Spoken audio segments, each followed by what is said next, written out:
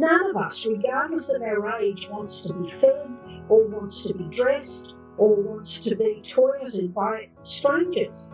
You know, independence is so important for us all. My name is Anne Kelly. I'm a registered nurse by trade, and I've been an aged care Montessorian for about 12 years. I stumbled across Montessori methods for ageing and dementia by accident. Since then, my life totally has changed. It's changed because all of a sudden I had a mission to make people aware that there was a different way to care for our elders and a different way to offer support and that would maintain their independence, their dignity, their self-esteem. One of the best things and the easiest things to change and get responses from is the use of name badges. Then all of a sudden they see that the residents and the people living with dementia are able to talk to each other by name. A strength that people living with dementia have is their procedural memory. That is their skills, their habits, classical conditioning and repetition priming. The more somebody does something, the better they get, even though they have a memory problem. So think about it. You've got somebody with advanced dementia who cannot remember having done anything ever before, but every time they do it, they are better at it than the time before. That is one of the weird phenomena about our brain. For example, somebody losing the ability to feed themselves. Can you imagine what it's like to have somebody having to feed you?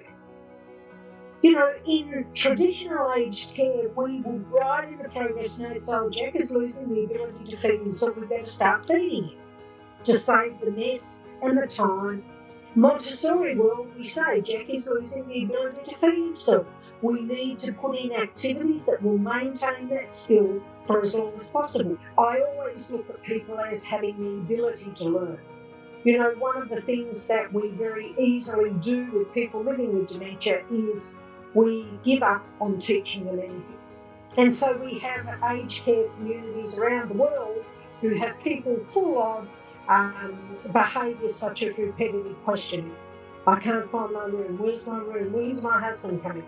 We'd say, okay, how do we teach somebody where their room is? How do we teach somebody when their husband is going to come? So it's a different focus. It's a focus on enablement and it's a focus on strengths. You know, in my world, if somebody's got a nice smile, that's a strength. How can I use that strength to give them meaning, to give them a role, to make them feel that they matter? Somebody with a nice smile and can shake hands can greet everybody into the dining room twice a day for lunch and dinner. It's lovely to see you. It's lovely to see you. Imagine, again, being a person living with dementia who every day is greeted into the dining room.